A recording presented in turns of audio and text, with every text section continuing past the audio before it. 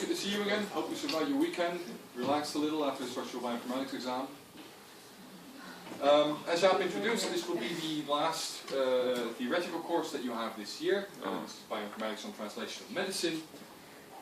And this is the image that you might have seen on the Canvas page already. We'll get to what goes in here and what comes out in a couple minutes. Everyone that has checked the schedule somewhere halfway last week might have seen Sana presenting this lecture, but as discussed, she is not available until the end of the period, so I will be standing in for her as course coordinator instead. If you have any questions about the assignments, or about the schedule, or about personal needs that must be met, don't hesitate to contact me. So, what is the goals and expectations that we have for this course? The most critical step that we want you to make here is that you improve your level of academic independence. One way of doing that is to practice seeing this bigger picture from snapshots of research. Like if you read a paper, that is a very different type of experience than if you attend a series of lectures covering the same topic.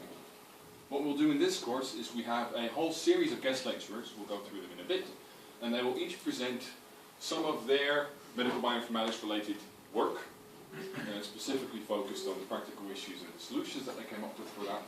And what we want you to do from that is to piece together the contents of this kaleidoscope into some sort of bigger picture understanding of what is this medical bioinformatics, and especially the work that goes on in that area around Amsterdam. This is a very good preparation for your internship, or internships, plural. Either by speaking to the guest lecturers and seeing if they have a project themselves, but also more importantly just from practicing the connecting of dots. Like they will use a certain method, they will use certain types of data, they will visualize their results and conclusions in certain ways, and all of these you can connect across lectures and also across other papers to come up with original research ideas of your own. This is actually one of the things that we will test you on in the exam as well. So, biggest goal of this course is to improve this academic independence. Practically, what we'll also be doing here is we want you to understand things like personalized medicine, what is a biomarker, what makes data high throughput, and what can you do with it. So, analysis techniques, common pitfalls with working with high throughput data, and how you can avoid them. And to practice that, we will apply this in context, so you will get some hands-on experience with basic machine learning techniques, which you might have seen in previous courses. Olga will give you a very brief introduction on this after we're done here as well, and then next week we will have a slightly more in-depth lecture on classification and feature selection. And most of this is also mentioned in the study guide, which is linked on campus. So, the lineup of guest speakers, as promised, we have several people from the NKI, Nederlands Kankerinstituut, Lodewijk Wessels, Raymond Feineman, and Gosha Komor, who is an alumnus with us, Oscar Kruisman as well. There is people from the AUMC, no longer called the VUMC, that is a mistake of mine. Connie Jimenez, Tang Pham, Alde Jongejan, Perry Moerland, and Sander Piersma will be giving guest lectures during this course. And finally, Ali Mai, who used to be a colleague of mine here in the group, will be presenting one of his papers as well. Important note for these guest lectures, most of them have prefatory reading associated, which is a paper in which the presenter is either the first or a co-author, and they will be presenting the contents of that paper during the lecture. So please make sure that you read these papers beforehand and show up on time. It's really, really frustrating for a guest lecturer to go out of his way to come give us a talk and then have people tripping in 50 minutes in. So, be there on time, please. The schedule has been updated as far as possible, but this might still change further, so please check rooster.vu.nl regularly, or just have it synchronized with your personal agendas. Yes? The rooster.vu does not match with this for the afternoon practicals. The afternoon practicals. On Mondays, you said? On Mondays it's scheduled on 11. That is a lecture. No, wait, that is not a lecture. No, that's a practical. The practicals are scheduled on 11 on Mondays. I will double check that and make sure that the right time is in here as well. Or that the right time is on rooster.vu.nl. Do we need the papers during the exam? Like, is there a point of yes. No, I don't think we will allow you to have the papers with you at the exam. but you do need to be familiar with the contents of all Yeah, the of papers. course, but there's no need to print them now. No, if you want to read them digitally, Okay. that is fine. I don't think that will change. So. Right. Okay, so the Monday practical times, I will double check those. Also for today. Good. So, as you see, there is a lot of guest lectures already scheduled. There is a couple slots still open. We're not 100% certain what to do with those yet. We might either pre-discuss the papers with you before we go into it. There is a couple of other candidate speakers that we might slot in there, but we'll keep you posted on what happens with those slots. There will be no lecture tomorrow, as most of us will be at the BioSB conference, so the practical session scheduled then will not be supervised. There will be no lectures or practicals on the 22nd of April, because that is Easter, and the exam will be on Wednesday in week 22. May I comment for a second? Yes. So, tomorrow and the day after tomorrow there will be the BioSB conference. I don't know if you've heard about that. It will be in the famous foresty-like village, what is it? I forgot the name, Lunteren. Very good, thank you. It's a fabulous course, and we've tried very hard to keep cost for certainly master students as low as possible. We go under the level that we pay ourselves for your dinner and so on. So, you know, if you have the chance to go, do that, because, you know, it's a very nice selection of, you know, whoever matters in bioinformatics and system biology who will be there. Yeah? We'll be expecting roughly 400 delegates, so you know, have a good chance to meet people. Companies will be there as well, so it's probably interesting. Sorry, Also thanks. international, especially coming back to the earlier point about internship preparations. Conferences are an excellent opportunity to get to know other people and discuss possible projects with them. So, like Jaap said, if you can make it, definitely consider attending. I think that's it for the schedule. So, moving on. Your grades, exams and assignments. So this course has a weighted average of exactly 2 parts as your final grade. That is 50% for the exam itself, and this will contain a question on a research proposal that requires that you have read and understood all the papers. Easiest way to make sure that you understand these papers is to attend these guest lectures well prepared and on time. The reason I stress this is because this has not always gone perfectly in previous years. The other half of your grade will be the CATS assignment, the classification assessment of types of that one. So, Olga will go through that in a couple minutes. There is 2 pass-fail components to this course. Failing either means that you will fail the course. And again, we have this room where you can resit only one part. There is the peer feedback on the report that you write for the CATS assignment. This is due by week 5, and then there is a proteomics assignment that Jose, who just ran out, will coordinate in week 6. There is a slight caveat. You can add up to half a grade to your final grade by proposing excellent exam questions based on the guest lectures that you've attended. Every lecture you attend, you have the chance to propose an exam question. If we select it either the way you wrote it down or slightly modified, then that nets you a quarter point bonus to your final grade. So this is not required, this is entirely optional, but if you have good ideas for how we can examine whether or not people have understood the lecture or the paper, then by all means do share. Quick practical note about the assignment or the practical sessions, in addition to the schedule possibly not being correct there. The assignments are BYOD, so bring your own device. Most of you will be used to working with laptops or on the server, or not strictly dependent on the few machines. The same goes for these assignments. The teachers and the TAs will prefer going to P323, P337 and S329. So the 4th room that is scheduled, S345, will only be used if we do not fit in the first 3 rooms. If you have decided to sit in one of these rooms on the first day, please sit there the second day as well. So minimize moving around. This makes things a lot easier to coordinate and manage on our side of things. Right, I think that is all the household notifications out of the way. You should now have a reasonable feel for what to expect out of the coming course.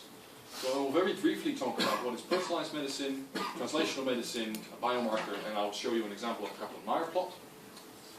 Then Olga will talk you through the CATS assignment, or the introduction thereof, and I think a start on some machine learning algorithms that you may or may not have seen already. We will go through this in greater depth and continue where Olga leaves off on Monday next week. So, personalized medicine. By show of hands, who has come across this term before?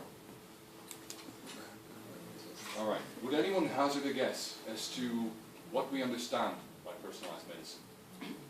Rather than looking at the disease, you look at the individual varying the disease and see if there's a treatment specific for that person. Very good. So, personalized treatment based on personalized understanding of the disease. Is that a fair summary? Okay, good. Might not be that much to teach you then. So, this is a slightly different visualization of the same idea. We have a patient group, and all of these patients have been diagnosed with the same disease, so lacking further information, we will all give them the same prescription. But as the color suggests, this is not a homogeneous patient group. Their diseases are personal, they are slightly different. Cancer is a very extreme example of this, no two tumors are alike, but there is other diseases as well which are broadly classified under the same umbrella, but the personal specifics of that disease decide whether or not a certain treatment is toxic or not, and whether a certain treatment is beneficial or not.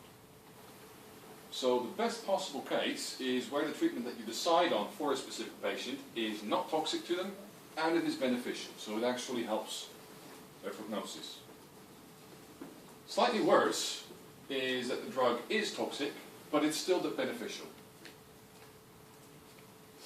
If a drug is not toxic and not beneficial, this is, you're effectively doing nothing. But if you do treat that patient, then they expect that something will change, which is obviously not going to happen.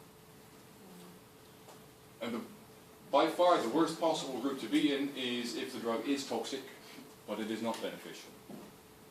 So suppose that you are diagnosed with cancer, and you receive chemotherapy for that cancer, which would normally fall somewhere in this case, but it turns out it wasn't cancer, so you've just received chemotherapy for no reason. That would definitely be one of these cases. So, personalized medicine is precision medicine in that it should allow you to pick the treatment that will help with minimal harm to the patient. Alright. The other side of that same coin is translational medicine. And what we mean by translation there is that you can translate research rapidly from the to the clinical setting. So, from bench to bedside, you do an experiment on your workbench, and then the results thereof are immediately applied to the patient's clinical treatment. What that might look like is, for example, you'd have a sample collection for someone suffering from multiple sclerosis, or rheumatoid arthritis, or osteoarthritis. You perform some form of experiment thereon, and then the results thereof allow you to diagnose a disease or a subtype of that disease. Specifically, the things that you have learned from this sample allow you to then specify therapy in a way that makes the treatment for the patient beneficial and not toxic. That's of course a very ideal world scenario. This is not always possible because it requires that you understand the pathogenic mechanism of the disease, or at least that you understand enough about it to select the correct therapy, if such therapy indeed exists. So we do a lot of experiments on the pathogenesis of a disease for this as well, with the goal of identifying some target involved in the disease mechanism that is treatable, either through drugs or some other form of therapy. One of the ways that we do this is, for example, in mouse models, where we have the ability to test if certain medicine that is already approved interacts with the disease in a way that helps treat it, or if entirely new compounds, so drugs that have not been FDA approved yet, could help here instead. So this is not a linear pathway, This is circular and it has feedback loops and it's very messy, but you will definitely be able to contribute to this cycle, possibly in an internship or possibly in a research career down the road when you've graduated. So, in a nutshell, what we want you to practice with during this course is to have lots of data, more data, even more data, and store, process, analyze, model, and predict. With all that, be it microarrays or networks or interactions or metabolic networks, to come up with if the blue pill or the red pill is the appropriate one for anyone in your patient group. So the way we do this is we look for biomarkers, or actually this is one of many ways of doing this. A biomarker in this context is a biomolecular signal which informs you something about the biological state or condition, a phenotype, or in this case a disease, of the system on study. So this is something that must be measurable. Ideally it's something that's measurable directly and easily. And one thing that you could think of here is, for example, the metabolite or protein present in a blood, urine, stool, or cerebrospinal fluid sample that tells you there is something wrong with this protein, which we usually see in disease X. Alternatively, if you see that a gene is mutated in a blood or a tumor sample, that can also tell you something about how cancer will respond to treatment, or chemotherapy, or radiation, or whether or not it's metastatic. So mutations, also very common biomarker that we look for. And finally, there's overexpression of specific genes or sets thereof in diseased tissue versus healthy tissue. I think you get where this is going. So all of these can serve as indicators that something is wrong, and specifically what is wrong with a system of study. So, what can we measure? I'm sure you've seen the central dogma plenty often by now. What we commonly look at is genes. Genes are transcribed into messenger RNA, the messenger RNA is translated into proteins. These proteins in turn affect regulation and networks of metabolites. Especially the systems biologists among you should have seen plenty of these networks by now. And all of these are measurable. What we're interested in is their interactions. So metabolites change proteins, proteins change RNA and genes. All these scales are interconnected. So if we measure these one by one, then our analysis techniques try to integrate some sort of understanding across these scales. Things we can think of in this regard. Proteomics through mass spectrometry, we'll have a talk on that. Expression data from microarrays, RNA-seq, also have talks on that. Mutation data, which you might have already worked with. There is point mutations, which we can measure through exome sequencing or DNA sequencing. And then there is larger structural variants, which we tend to pick up with array CGH. There's comparative genomic hybridization. And DNA sequencing.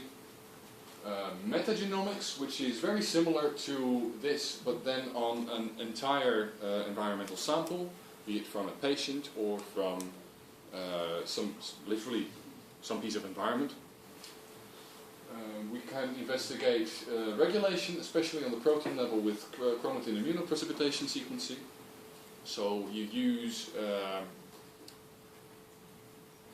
you let a protein interact with something that you have an antibody for, and then the antibody is pulled down, and whatever sticks to the antibody you sequence.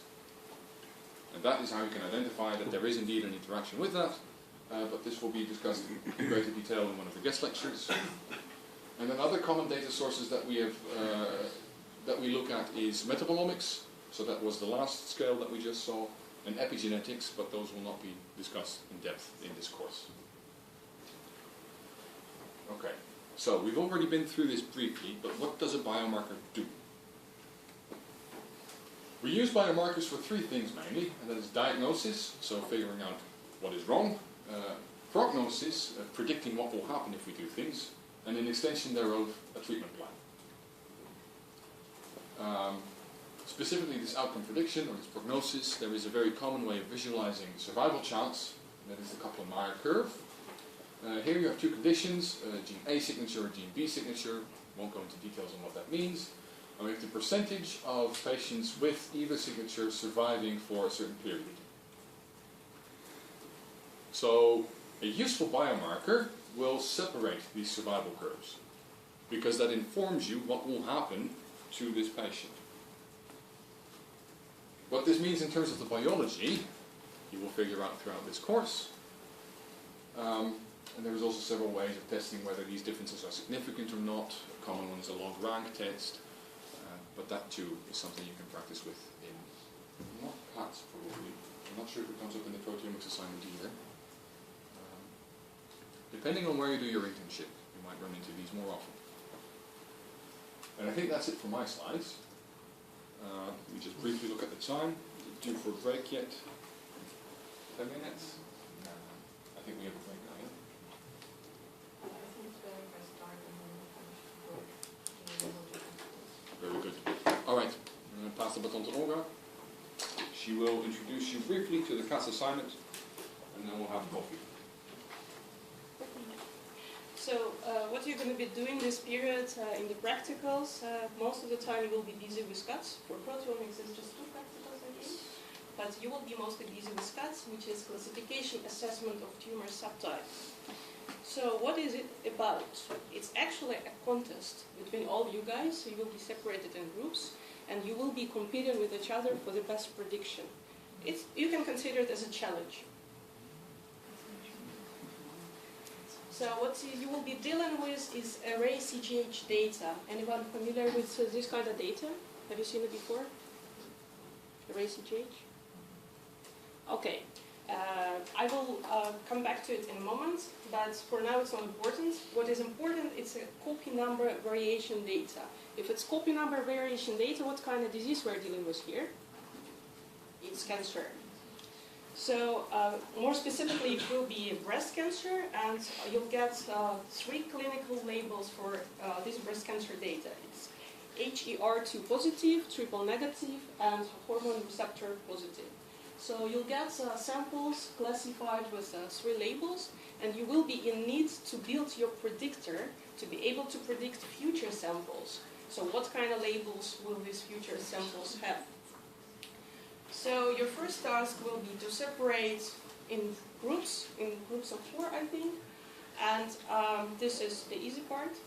And then you'll be getting a data from us in a specified format. You will be in need to produce a classifier, a training scheme, a validation scheme, and you need to be able to write some kind of code in R or Python. So shouldn't be a difficult task for you after all these courses, I suppose. And yeah, you need to write a report, of course. Because this course prepares you for future internships, we put more emphasis on a written paper. So you need to be able to produce a very nice report on what you have done. And this is the focus of this course. So 70% of your grades will go to written paper. You need to come up with a research question. Although we provide you a data and we provide you a specific task on this data, you can come up with many research questions even within this specific task. And so you need to be able to hand in a very good draft for peer feedback. All of the deadlines and all of the details will appear later on, so please follow all of the announcements in Canvas. So 15% of your grade will follow for classification, predictions, and accuracy estimate. Of course, to be able to write a paper, you need to first come up with a good validation scheme, with a good training scheme, discuss it within your group, come up with a good research question, and then write some code. So you will be also submitting your code together with all of this stuff. And your code needs to be able to predict something, to classify something. So your classification accuracy will be also a part of the grade, 15%. And at the end, you need to produce 4 slides on the basis of what you have done, to explain your research question, to answer your research question, and to demonstrate your results to each other. So, have you seen the article on hallmarks of cancer? Have you read this article before? It's 2011, if I'm not mistaken. So, probably later. So it's regularly updated. The paper, this is a seminal paper that was first published in 2000. I think, and it explains what kind of signals, what kind of aberrations you see in cancer cell in comparison to normal tissue. So can anyone name me a couple? What do we see in cancer cells in comparison to normal tissue? What is different? Yeah? More proliferation. Yes? What else? Yeah? Missing allele. Yes? What else? Could you repeat that? What are the hallmarks of cancer? I know what they said. So missing alleles was the last one. Yes, missing alleles. And the first one was Decreased DNA repair. proliferation. If Yes? somebody said missing alleles, does anybody see something else? Gain of missing. Yes. Um, So we're talking about cancer here in the context of CAST assignment because we will be considering copy number variation data. So one of the major things that you'll see in cancer cells, that they will behave quite egoistically. So if you compare a cancer cell to a normal cells will be working together, so they work as a whole system. And when you say cancer cell, it thinks only about itself. Well, it doesn't think, but it thinks only about itself. It stops considering other cells' signal, and it starts considering its own profit, right? So it grows, it proliferates, and it's evading immune system, so it's evading the killing signals.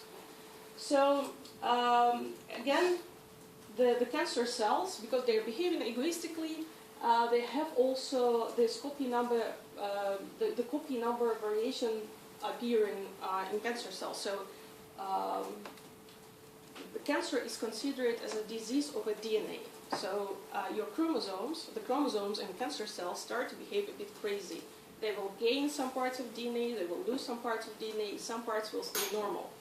For now, it's not normal what's coming first. What was the first, egg or chicken? We don't know. It's the same about the chromosomal aberrations. We don't know what is the cause of this and whether chromosomal aberration are the cause of cancer or it's the other way around.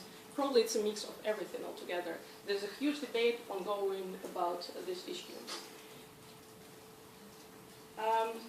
And you will be working with array CGH data. It's an array comparative genomic hybridization.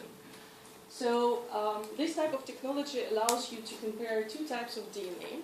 Let's say you consider one patient, you take one sample from one patient and it's normal tissue, and you take the second sample from the same patient with cancer tissue. Most of the time it's going to be a solid tumor.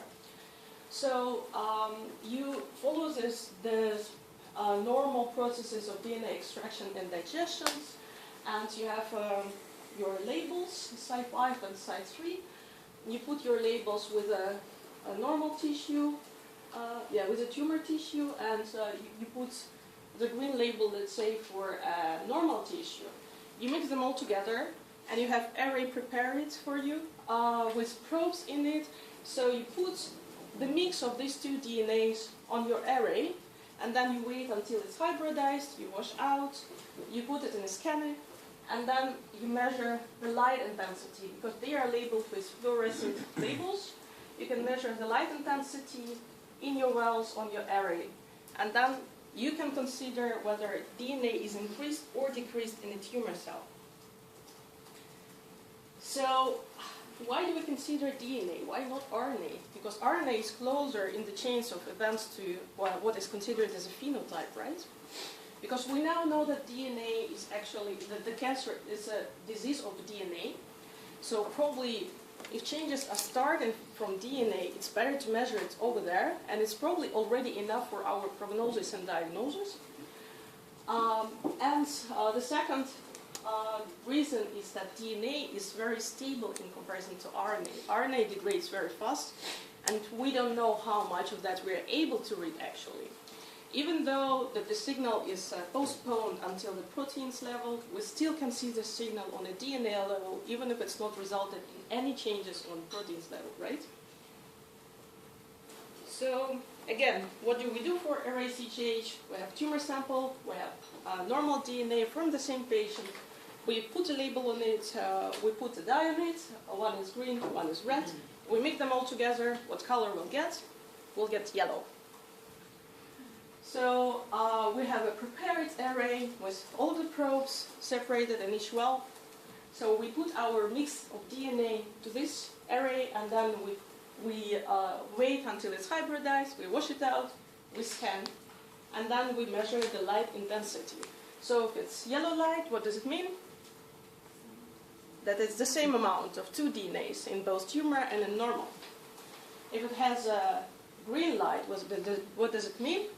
So if it's green each color, then we have gain events probably.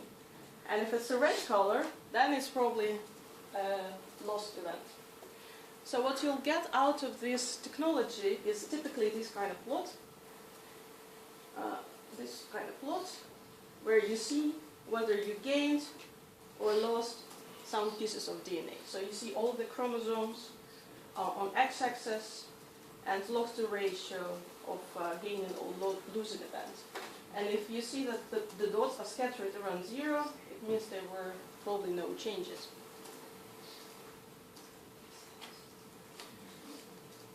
I think it's a logical time to make a break. So coffee break. You want to pause this? Yeah? Back in. So again, this is what kind of data you're getting out of array CGH technology.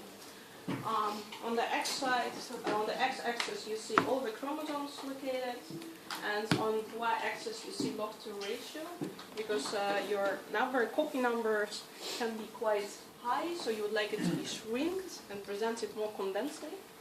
And just by eyeballing, just by looking at these pictures, you can identify by yourself where some breakpoints are coming.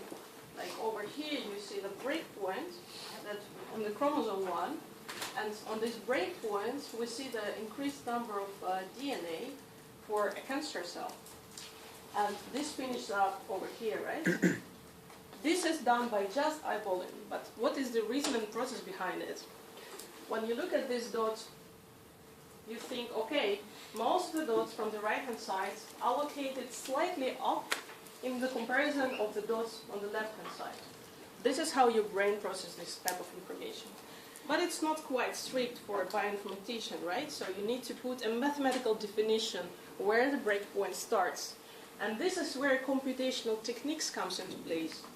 So the first computational technique, I think it was called binary segmentation, and it came into place to analyze this kind of data. This technique was analyzing with statistical approaches, how do you assign this gain or loss events to a chromosome stretch, to a DNA stretch. And then there was an improvement that came into place in 2004, I think. It's a circular binary segmentation algorithm that tries to find 2 dots on the chromosomes on a DNA stretch where you see some event is happening, whether it's gain or loss. So what this algorithm is doing is basically it's looking. You've seen already the approach divide and conquer in previous courses like algorithm and sequence analysis course. So this is a very similar algorithm in terms of how you approach these kind of tasks. So it looks for 2 dots on the chromosome stretch over here and over here. When the event starts, the chromosome aberration starts, and where it ends. So it's a bit more advanced version in comparison to binary segmentation, because binary segmentations looked only for 1 point at a moment, at a time. Over here, so it looked for only 1 dot. And the circular binary segmentation looks for 2 dots at the same time, so it's a bit more advanced. And the main difficulty for circular binary segmentation algorithm is that it's computationally intensive algorithm. But with modern computers, it's still okay to analyze this kind of data with this algorithm. Even in 2004, it was already okay. So this algorithm is applied to your DNA data, to your chromosomes, and then you call the DNA event as a gain or a loss. So it's a loss event that is marked with red color, and if it's white, it's nothing has happened, and if it's a green color, it's a gain event. So this is the output you are getting from your algorithm after you process the data. And this is the table you're also getting from this algorithm, from your technology actually. So On the first row, you see the chromosome number. Yes? I was wondering if there are multiple dots per x-axis. So basically your probes, as far as I'm concerned, your probes are intersecting on the array. So you'll get like, this is a chromosome.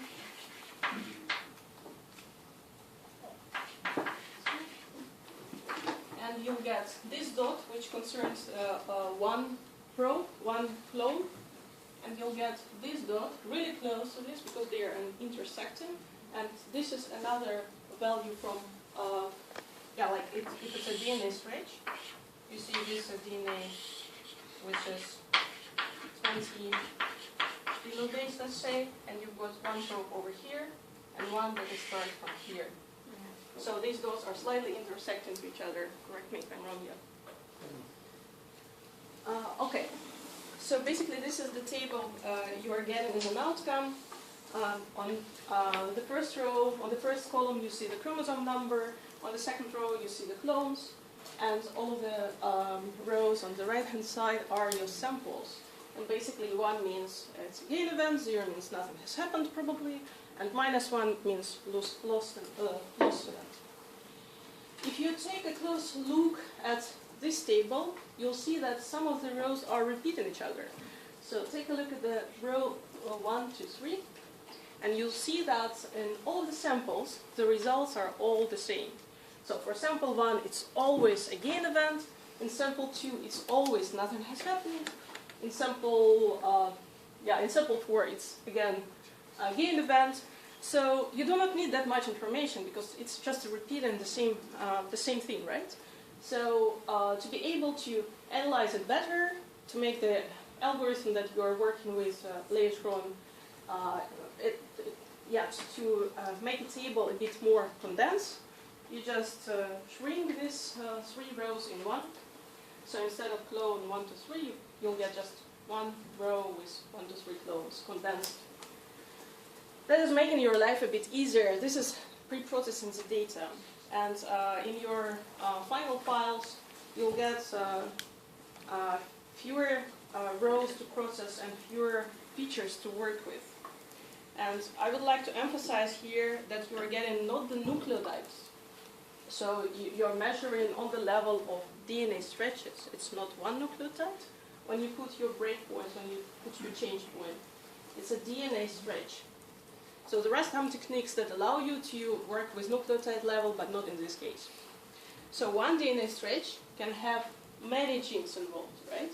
And even if you analyze your data like this, you'll see that probably you'll find some significant changes in this specific DNA stretch, but this specific DNA stretch might have 10 genes, and then you don't know which one is important.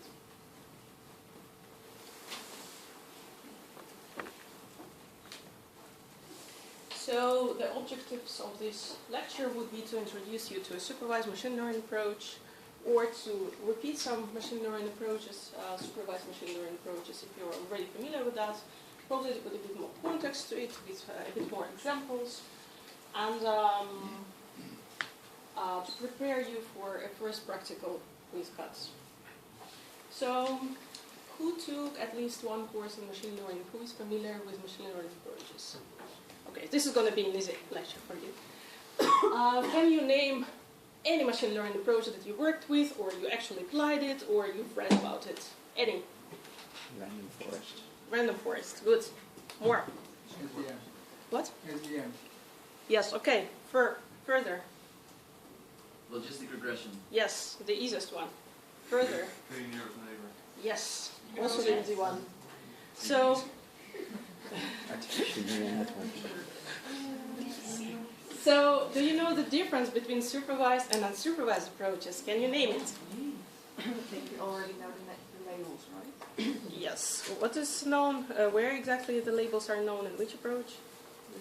The supervised, right. So, to summarize, we have unsupervised learning approach. when you provide the algorithm some kind of data, a pile of data, and we don't know what's happening in this data in advance. So let's say it's a LinkedIn data or a connectivity on Facebook friends or satellite images, satellite photos, and you provide this to your algorithm and you don't know in advance what kind of patterns are hidden in here. Basically what you want from the algorithm is you would like to algorithm to identify these patterns within this data. And algorithm does not know anything about it. So if it's satellite images, it produces you, for example, a pile of images that algorithm finds close to each other. So let's say that satellite flies over the Earth, takes the images of terrain, and then you would like to analyze that somehow. You build your algorithm and you train your algorithm on these images. What kind of output you are getting from unsupervised approach is this: look, I found that those images are somehow related. Probably it's a picture of the forest, but I don't know what it is.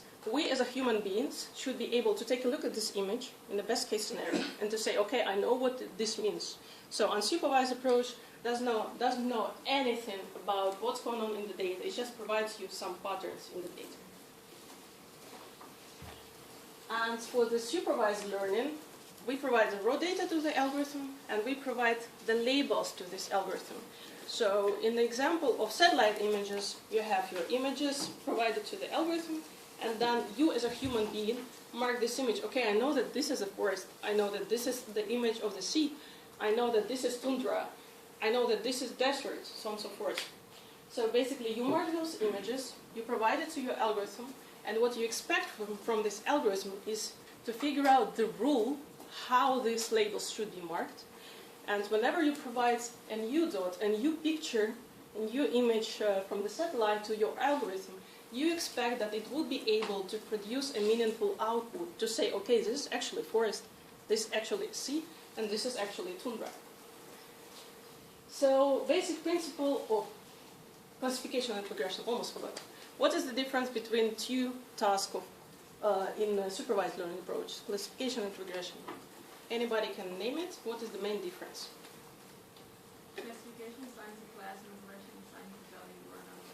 Yes, that's right. So classification deals with categorical data, so with discrete space. And regression deals with continuous space, with numerical data. So we will be mostly talking about classification today. And the basic principle of classification is that you have your Y labels from some space with scalar variables. So let's say this space is again pictures coming from the satellite, and the values of Y would be forest, sea, tundra, so on and so forth.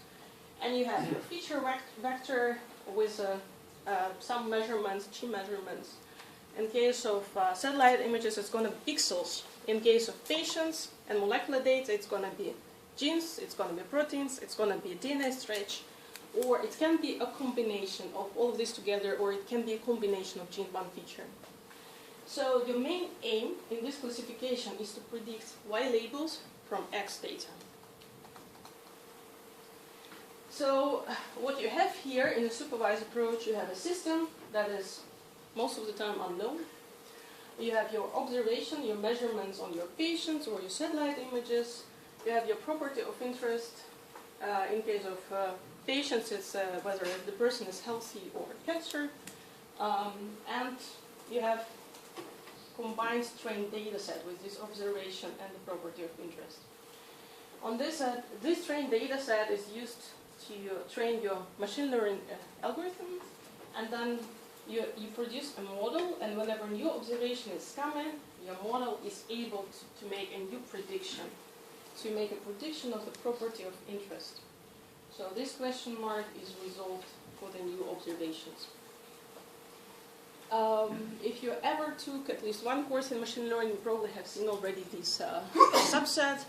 It's a famous subset with handwritten characters, handwritten numbers, and this subset is used to train your algorithm, machine learning approach, so it's being able to recognize a new handwritten number.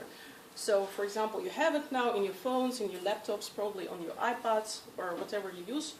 If you ever use this handwritten recognition technology, this is what probably used for training this algorithm behind it.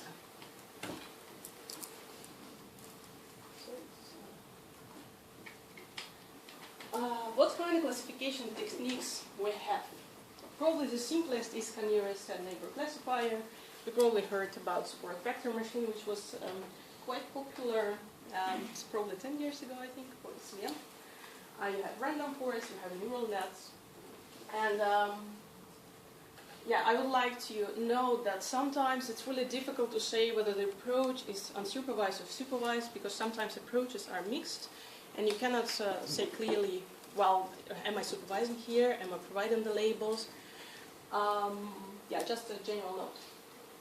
So we will start with the simplest, the nearest mean classifier. You probably have seen it already many times, and I hope I'm not boring you to death with this.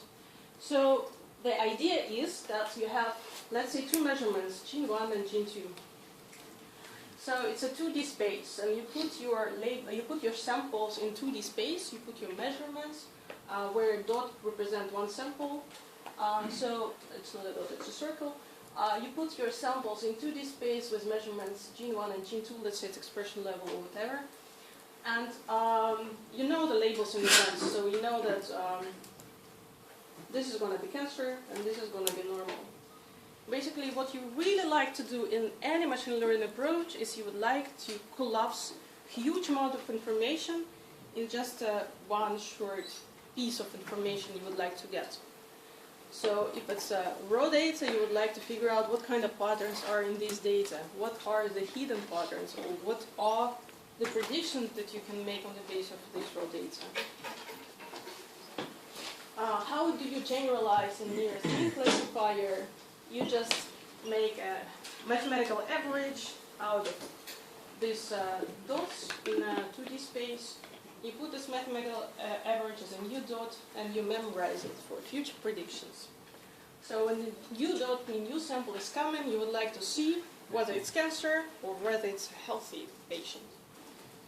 So what do is you measure the distance from this dot to the mean, you just measure it, and whether this mean is closer for this specific dot, or whether this mean from normal tissue is closer to this specific dot. In this case, this dot would be predicted as probably cancer.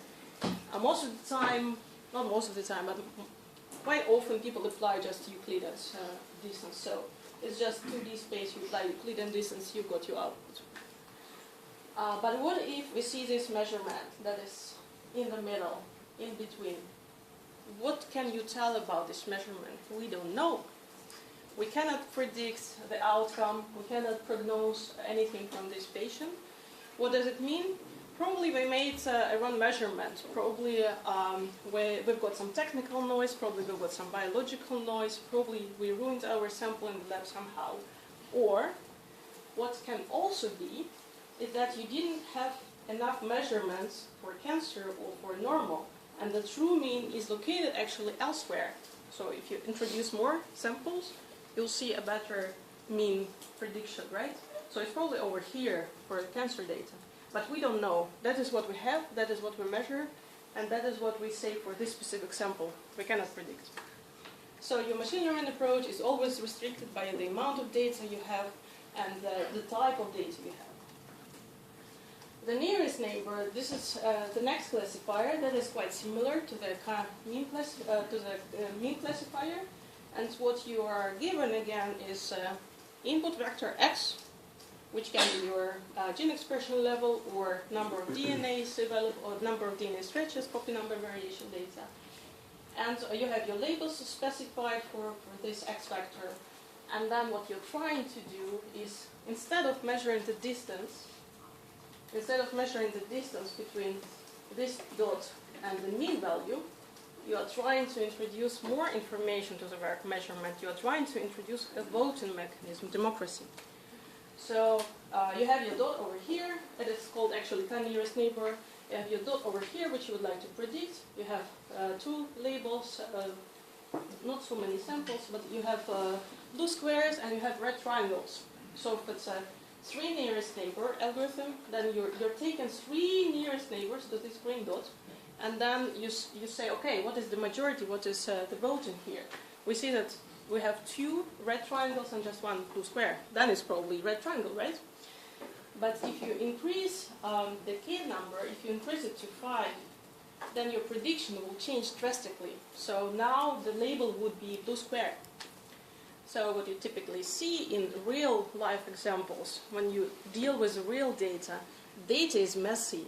Data needs to be cleaned, but even though after the cleaning process, you don't know which kind of car measurement, which kind of car value you would like to choose. So what you do typically is you choose K metric in advance, and then you see what is the outcome.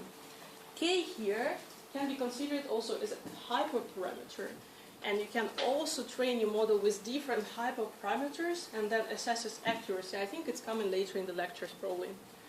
How you assess hyperparameters, yes? As a result, do I get something like a p-value here? Because if the nearest neighbors are not all the same, then it's more of a probability I'm getting as a result, right? This depends on which specific approach you're using, but here I think you will get an accuracy estimate. Probably not a p-value. The classical implementation of k-nearest neighbors only produces a single class label. If you introduce CV cross-validation, then you probably get a bit more Then information. you get different models out of it. Yeah. So yeah, it's gonna be just a label problem. But we will talk later on about CV procedures, cross-validation procedures, which deals with accuracy, how accurate you are in labeling these new observations. So the main question, what is different with molecular biological data in comparison to normal business scenario? What is so special about molecular biological data in machine learning context? Yes, the dimension health, so-called. We have so many features. We can have up to 20,000 genes, and we have typically just few patients, right? So cancer may be not a good example in this case. Cancer is a hot topic, attracts many researchers, attracts a huge amount of money. But for example, I'm working with asthma, and with asthma it's normal to have 10 patients, 20 patients, 30 patients per group. And we're doing huge amount of measurements on these patients in terms of molecular data. So we're taking all of the genomes of these patients and we're measuring 20,000 genes on them, huge number of features. In typical business scenario, you have quite a different situation. Let's say you are thinking about analyzing patterns on the connectivity on Facebook again. On the Facebook, you have millions of users, so you can analyze them more easily because for them we have number of features. The number of features is much less than the number of users, right? And the biological data in this case is very different, and the main danger here is overfitting. What is overfitting? A model that doesn't generalize as well? Yes, so you are trying to build a model that is able to predict future measurements, but because you're restricted in sampling, because sampling is expensive, you do not see as many samples as you would like to see in real setup. It means that you'll get, your model probably fits the data so well that when the new observation is coming, you are not able to predict it. I have a very nice plot for you to show.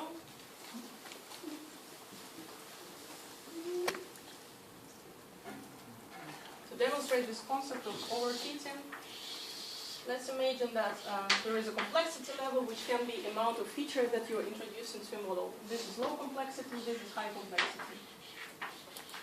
And you have your error rate over here. Let's say that you are trying to build a plot for training data. So you are getting an input with 35 cancer patients and you are building quite a simple model.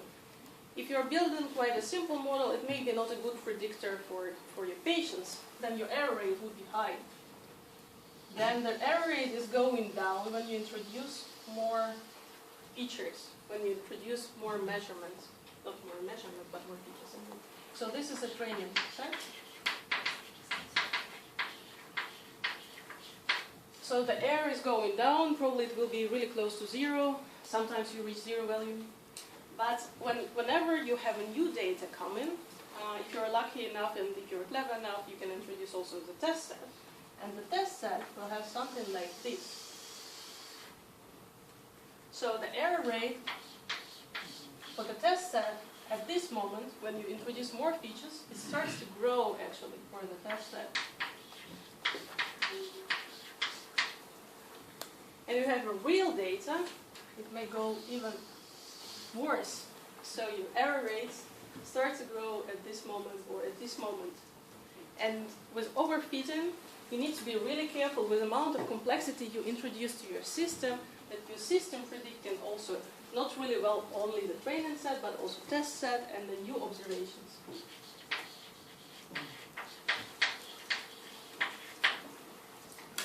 So basically, this type of curve you can build yourself when you're doing your data analysis, when you're building your machine learning approach, but this curve is usually unknown because you don't know the true labels within your observation. You're trying to predict it.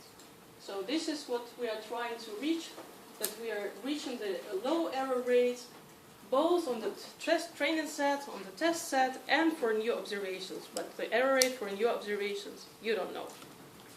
Yeah, just put a Yes. little comment that sometimes explains it in a very easy way to people. Suppose you have a cracking good classifier, you give it, you train it on 100 genomic cancer cases, and this method is so good, it memorizes each and every case of this 100 perfectly. Fantastic. So what can this classifier do?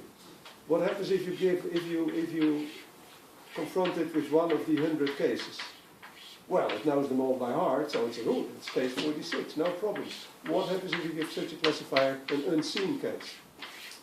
Cannot do anything. You can only say, oh, it's not like these 100. Sorry.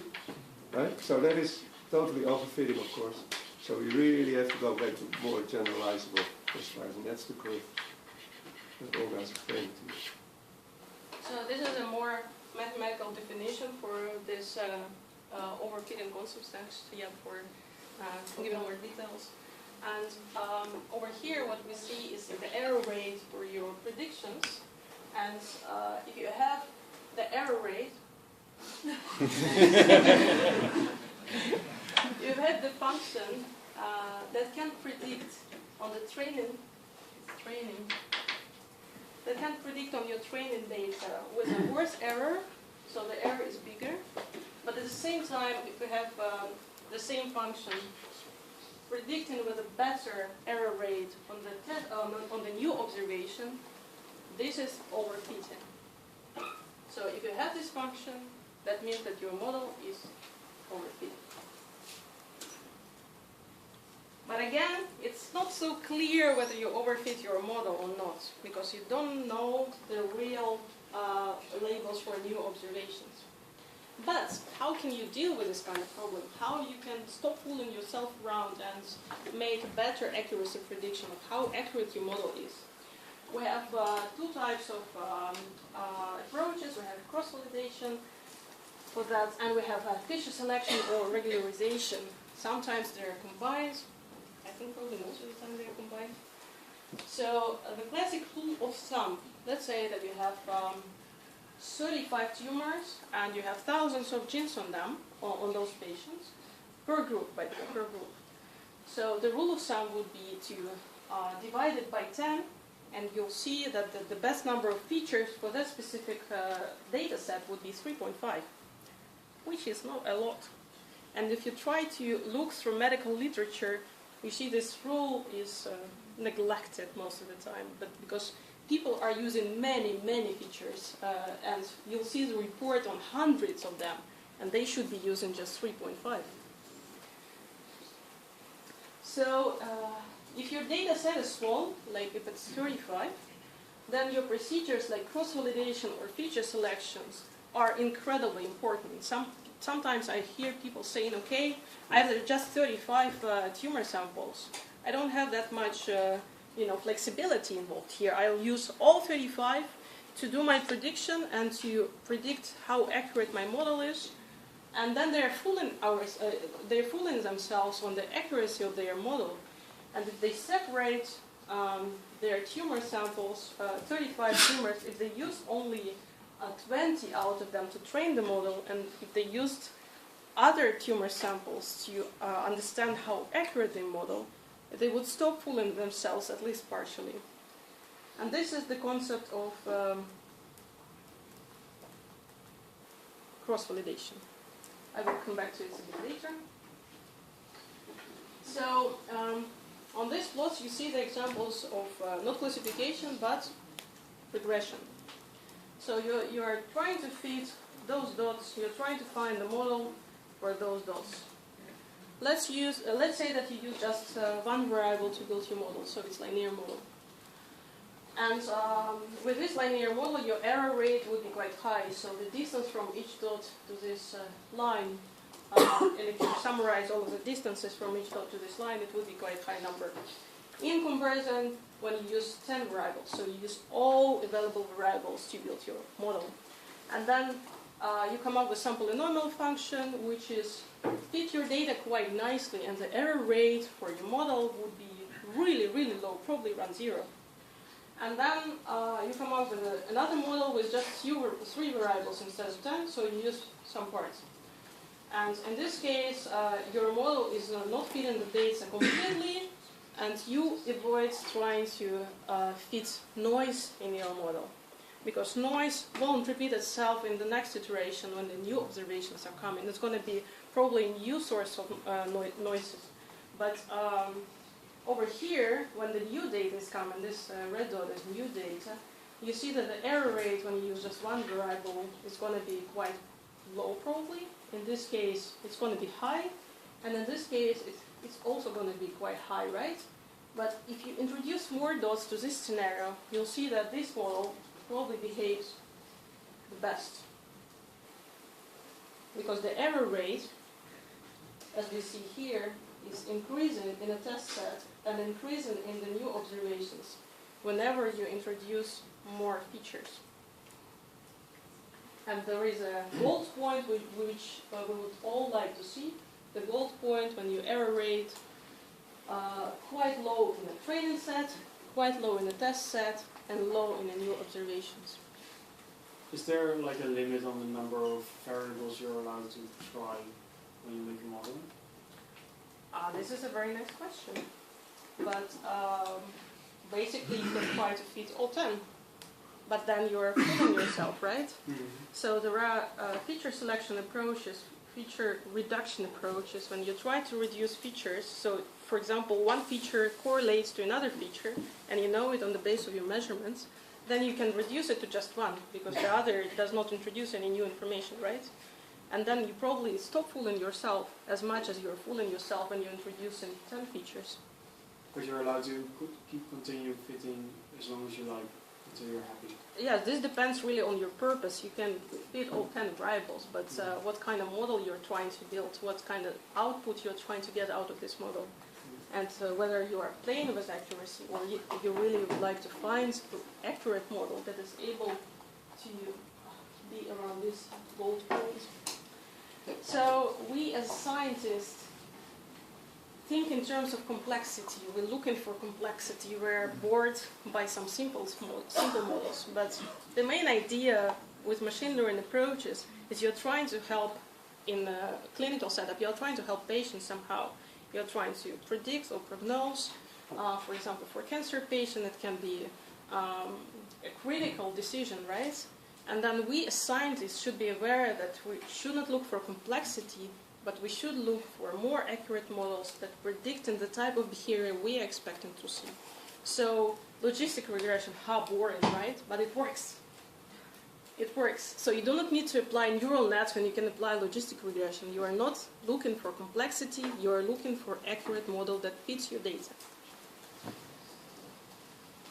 So what you see again in supervised learning, you have your data with known classes, you have the classification technique, it can become in classifier, you have built your classification model, and then you have the data with unknown classes.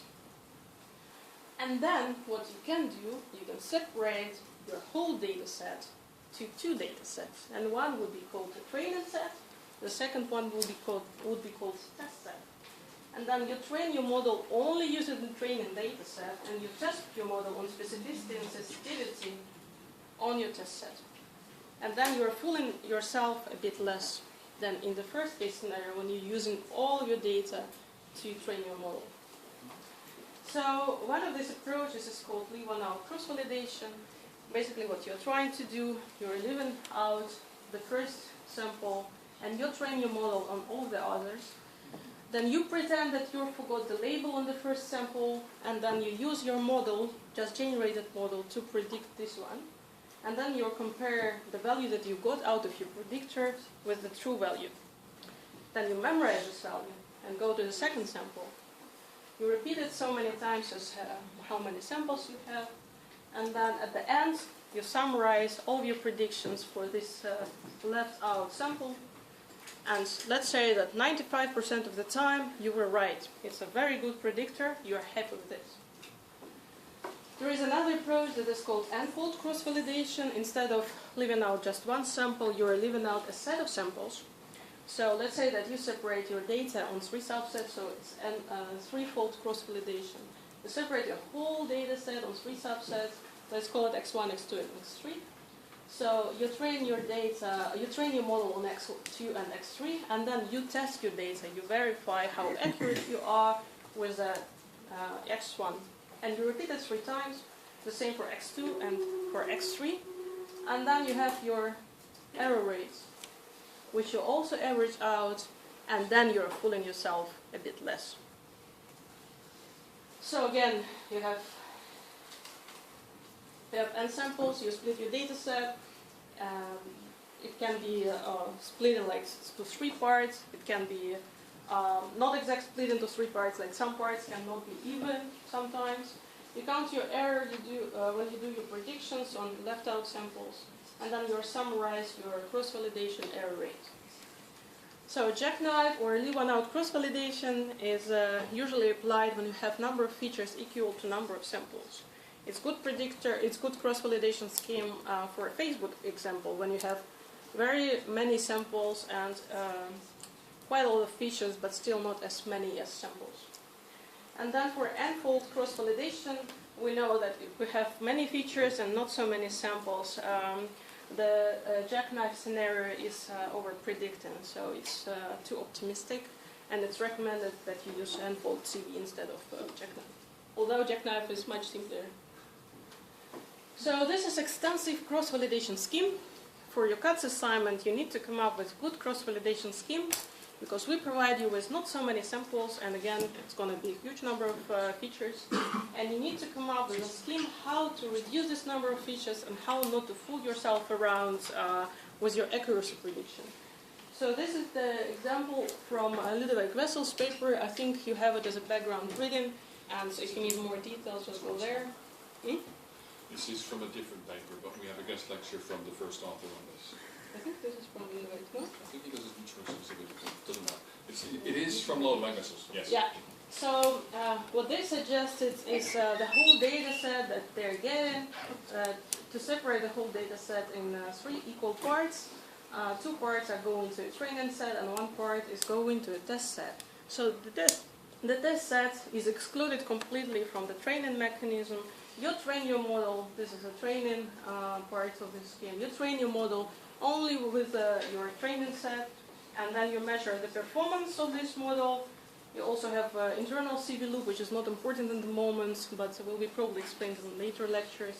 Why do you need to have internal CV loop? Or you have this as background reading, so you can read a bit more information on it later on.